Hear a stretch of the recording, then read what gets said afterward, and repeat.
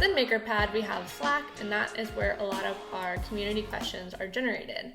So I want to create a workflow where I can push a message from Slack to our FAQ section. So to do this, you can either immediately hop into Zapier, or you can hop into Slack, choose a message, and select push to Zapier.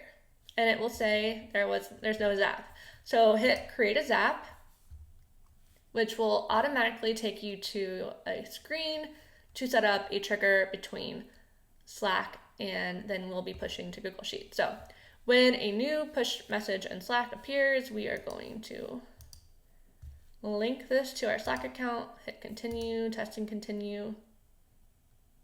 You can ignore this error for now, and then connect this to Google Sheets. We are going to create a spreadsheet row, click continue, connect to your Google Sheets account. You're going to select your drive, the spreadsheet Makerpad FAQ. The worksheet is going to be the questions worksheet. Click. And then the reference, we're going to leave blank for the question, unless you could add the Slack username if you wanted to. For a question, this is going to be the message text. The answer is going to be text added. And then hit continue. Test and continue. Hit done editing and turn your Zap on. Now let's hop into Slack, and let's say there's a message. How can I do this? And I want to add this to our frequently asked questions. I would push to Zapier.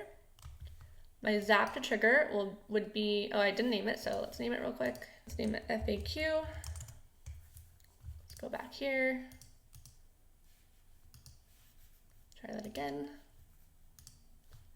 All right, so Zap to trigger is FAQ. And then our additional text is where you could put your answer. So this is how you do it, and click push.